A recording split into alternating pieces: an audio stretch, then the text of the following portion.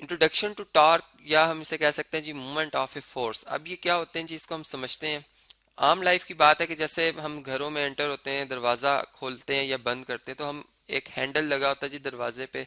इसको जब हम अंदर की तरफ धकेलते हैं तो दरवाज़ा हमारा इस तरह से मूव करता है अंदर की तरफ, या खोलने के लिए हम बाहर की तरफ मूव कराते हैं। तो ये बेसिकली इसको टॉर्क का नाम दिया गया। अगर हम अब इसकी कंस्ट्रक्शन को देखें तो ये दरवाज़ा जो है इस दीवार के साथ यहाँ पे कब्जे लगे होते हैं, जिनके यानी जो इसके एक्सिस ऑफ रोटेशन कहलाते हैं। और इसका अगर मोशन देखें तो ये एक रोटेटरी मोशन है, यानी इसमें जो हमारे पास ये रिजिड बॉडी है, इसके एक जो पार्टिकल्स जो कि इस लाइन में आ रहे हैं, ये सारे उस इस लाइन में फिक्स होते हैं, बल्कि इसके जो बाकी पार्टिकल्स हैं वो क्या होते हैं जी, वो सर्कुलर पाथ में मूव कर रहे होते हैं। तो इस पूरे मोशन को हम कहते हैं कि ये रोटेटरी मोशन है।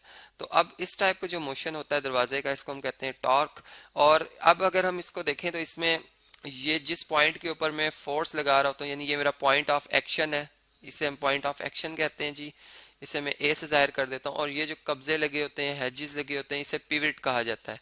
तो अब इस पॉइंट से लेकर, पिवट से लेकर यानी फिक्स पॉइंट से लेकर जिस पॉइंट के ऊपर हम फोर्स लगा रहे हैं, ये जो परपेंडिकुलर डिस्टेंस होता है, यानी फोर्स का, यानी फोर्स जिस पॉइंट पे लग रही है परपेंडिकुलरली लग रही हो, तो ये जो परपेंडिकुलर डिस्टेंस होता है, इसे हम कहते हैं कि ये हमारे पास मोमेंट आर्म है।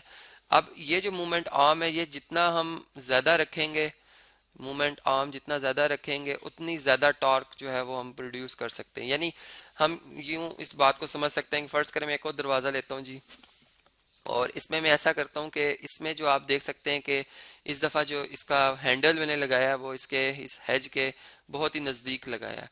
अब दोनों पे अगर मैं 10 न्यूटन की फोर्स अप्लाई कर रहा हूँ, यहाँ भी 10 न्यूटन और यहाँ भी 10 न्यूटन, फ़र्क सिर्फ ये मूवमेंट आर्म का। यहाँ पे मैं कहता हूँ कि ये 20 मीटर है, या चलें इसको 2 मीटर कर लेते हैं कि ये हमारे पास 2 मीटर है। और यहाँ पर ये वाला जो फासला है, ये हम कहते हैं चले 1 मीटर है, कुछ कम कर लेते हैं।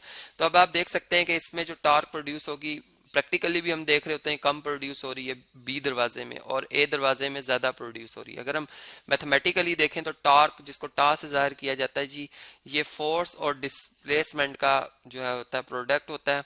चूंकि वेक्टर क्वांटिटी, इसलिए यहाँ पर हम क्रॉस का निशान लगाते हैं, यानी इसमें डायरेक्शन भी जो है वो एग्जिस्ट करती है। वो कैसे आएगी इसको भी हम समझते हैं। देखें इसमें फोर्स जो है इसकी मैग्नीट्यूड, यानी यहाँ पे टॉर्क की मैग्नीट्यूड बता रहा हूँ जी 10 न्यूटन है, और डिस्टेंस जो हमने रखा है मूवमेंट आर्म वो 2 मीटर रखा है। तो ये हमारे पास जो टॉर्क प्रोड्यूस होगा वो 20 न्यूटन मीटर होगा, जो कि हम यहाँ से देख सकते हैं कि कितना टॉर्क प्रोड्यूस करें हम। जबकि जब बी दरवाजे की बात करेंगे, ये ए दरवाजे की बात हो रही है, अब बी दरवाजे की बात करेंगे तो फोर्स चूंकि हमने कांस्टेंट लगाई है, अब हम डिस्टेंस जो हमने डिस्प्लेसमेंट था वो थोड़ा कम कर दिया है, मूवमेंट आर्म कम कर दिया, यानी 10 न्यूटन मल्टीप्लाई बाय 1 मीटर। तो ये आप देख सकते हैं कि ये 10 न्यूटन मीटर जो है इसमें टॉर्क प्रोड्यूस होगा। इसका मतलब ये हुआ कि अगर हम जो है टॉर्क, जो टॉर्क इसका सिंबल होगा जी, यहाँ पे थोड़ा सा इसको इस तरह से बनाते हैं टॉर्क।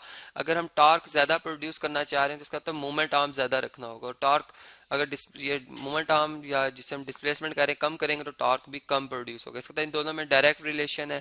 फिर इसी तरह हमने देखा कि अगर हम फोर्स, यानी अगर डिस्टेंस एक जैसा रख लें, ठीक है, ये हमारे पास एक पिवट है जी, यहाँ पर पॉइंट ऑफ फोर्स ये एक्ट कर रही है डाउनवर्ड, तो इसमें ये जो डिस्टेंस होगा, फर्ज करें फोर्स में कहता हूँ 10 न्यूटन है, और ये जो हमारे पास डिस्टेंस है ये 2 मीटर है, तो ये टॉर्क प्रोड्यूस होगा इसमें। ठीक है, अब हमने देखा कि अगर फोर्स की मैग्नीट्यूड बढ़ा दी जाए, इंक्रीज करके 20 न्यूटन कर दी जाए, तो इस दफा जो टॉर्क प्रोड्यूस होगा वो फिर 40 न्यूटन हो जाएगा। इसका मतलब कि फोर्स को भी बढ़ाने से टॉर्क ज्यादा हो जाता है और घटाने से कम, तो इनमें भी डायरेक्ट रिलेशन। तो इन दोनों को अगर कंबाइन करें तो इनका दो प्रोडक्ट बनता है, यानी दोनों फैक्टर हैं टॉर्क प्रोड्यूस करने के लिए। ऐसे हम दोनों को मल्टीप्लाई करेंगे और दोनों ही डायरेक्ट रिलेशन है इनका टॉर्क के साथ।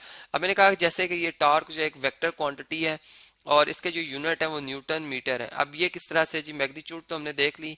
अब हम ये देखते हैं कि अगर मैं देखें नीचे की सिम तो अगर फोर्स लगाता हूँ तो ये जो रोटेशन प्रोड्यूस हो जाएगी वो इस तरह से, ये ऑब्जेक्ट जो है अपने उस फिक्स पॉइंट के गिर्द गोल घूमने शुरू हो जाएगा। यानी अगर हम इसको इस तरह से कहें कि ये अगर ब्लॉक हो इस तरह का, तो ये इसके हर पार्टिकल, ये पार्टिकल सारे जो है सर्कुलर मोशन में आ जाएंगे, जबकि ये वाला पार्टिकल इसके गिर्द ये सारे ऑब्जेक्ट जो है रोटेट करना शुरू हो जाएंगे। तो इस तरह के मोशन हम रोटेटरी मोशन कहते हैं।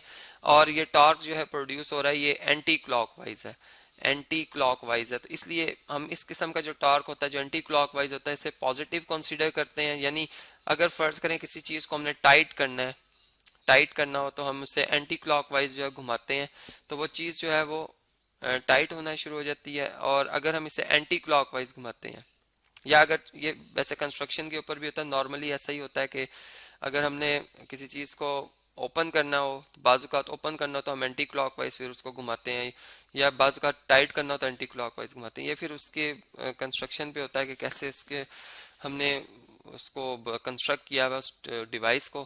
फिर इसी तरह हमने टॉर्क की बात यह की कि टॉर्क जो होती है नेगेटिव होती है जी, जिस वक्त हम इसे, यानी फर्ज करें ये दरवाज़ा ही है और इसे हम, जैसे बैंक्स में आपने अक्सर देखा होगा कि एक दरवाज़ा होता है जी, ये इस तरह से ग्रिल्स लगी होती हैं और ये इस तरह से भी रोटेट कर सकता है और इस तरह भी, यानी दोनों ही सिमत में। तो अगर हम क्लॉकवाइज जो है वो रोटेशन करते हैं क्लॉकवाइज घड़ी की सिमत में, तो ये जो टॉर्क प्रोड्यूस होगा इसे हम कहेंगे कि ये हमारे पास जो है वो नेगेटिव टॉर्क होता है। तो इस तरह से हमने देखा कि टॉर्क एक वेक्टर क्वांटिटी जिसमें कि डायरेक्शन भी एग्जिस्ट करती है। फिर हम इस बात को यूं भी समझ सकते हैं कि जैसे हमने आम लाइफ में देखा होगा कि एक हमारे पास नट होता है जी, इसको खोलना है तो इसके लिए हमें रेंच या स्पैनर की जरूरत पड़ती है। अब स्पैनर जो है, अगर हम इसे देखें तो उसकी जो शेप है वो कुछ इस तरह से होती है कि वो यहाँ से इसके साथ अटैच होता है, यहाँ से हम इसे ग्रिप कर लेते हैं। और अब अगर हमने इस ऑब्जेक्ट को अगर खोलना है तो हम, ये इसका जी लीवर होता है जी, ठीक है। ये अगर इसकी लेंथ जितनी ज्यादा रखेंगे, जैसे मैंने अभी बात की, उतना ज्यादा हम इसमें रोटेशन कर सकते हैं। नहीं, इससे हमारा वर्क करना, उस चीज को, ऑब्जेक्ट को खोलना जो है मैकेनिकली, वो बड़ा आसान हो जाता है। अब मैं अगर नीचे की तरफ फोर्स लगाऊंगा तो जारी बात है कि ये स्पेनर जो है वो इस तरह से गोल घूमेगा, रोटेट करेगा। और ये ऑब्जेक्ट जो है, अगर मैंने इसको फर्ज करें खोलना है तो ये एंटी, यानी यहाँ पे क्लॉकवाइज घुमाने से, क्लॉकवाइज घुमाने से ही क्या हो जाएगा जी, ओपन हो जाएगा। और अगर मैंने इसे टाइट करना हो, ठीक है, तो मैं क्या करूंगा कि इस स्पैनर को, इस पे जो फोर्स लगाऊंगा अपना हाथ, इस दफा में इस तरह से, इस तरह से यहाँ से ऊपर की तरफ फोर्स लगाऊंगा, यहाँ से इस तरह से। तो ये अगर मैं फोर्स ऊपर की तरफ लगाता हूँ तो जारी बात है कि ये जो स्पेनर है ये इस तरह से रोटेट करेगा, यानी अब जो इसकी डायरेक्शन होगी वो एंटी क्लॉकवाइज होगी। और वही जारी बात है कि ये जो है हमारे पास, ये अगर मैंने इसे टाइट करना हो तो फिर टाइट करने के काम आ जाएगा। तो ये इस तरीके से हमने देखा कि डेली लाइफ में हम जो है वो टॉर्क को इस्तेमाल कर रहे होते हैं। टॉर्क के अगर हमने प्रोड्यूस कराना है तो हमने यहाँ से ये बात समझी कि टॉर्क प्रोड्यूस कराने के लिए जैसे न्यूटन सेकंड लॉ के मुताबिक नेट फोर्स दरकार होती है, एक अनबैलेंस्ड फोर्स जो कि उस बॉडी में मोशन क्रिएट करे। और इसमें जो हम मोशन क्रिएट कराते हैं बॉडी में वो रोटेटरी मोशन होता है, यानी बॉडी को एक पॉइंट पे फिक्स किया जाता है और उसमें रोटेटरी मोशन जो है वो हम क्रिएट करते हैं। और जितना ज़्यादा वो रोटेटरी मोशन रोटेट करेगी बॉडी, उतना ज़्यादा उसमें टॉर्क प्रोड्यूस होगा। और टॉर्क प्रोड्यूस करने पे दो अवामिल असरअंदाज करते हैं, यानी एक फोर्स और एक उसका परपेंडिकुलर डिस्टेंस से मूवमेंट आर्म कहा जाता है। तो टॉर्क जो है वो इन दोनों पे डिपेंड करता है। एक मिकदार को अगर हम ख़त्म कर दें, ज़ीरो कर दें, तो टॉर्क भी ज़ीरो हो जाता है। इसका मतलब कि दोनों ही की मदद से टॉर्क प्रोड्यूस होता है। फिर हमने इसके स्टैंडर्ड यूनिट देखे कि टॉ जो है, इसको अगर इसका फार्मूला जो है F×D है, यानी इसमें कांस्टेंट ऑफ प्रोपोर्शनैलिटी हम 1 शो कर देते हैं। और फिर इसके जो यूनिट्स बनते हैं वो न्यूटन मीटर बनते हैं। और ये कि ये एक टॉर्क जो है वेक्टर क्वांटिटी होती है।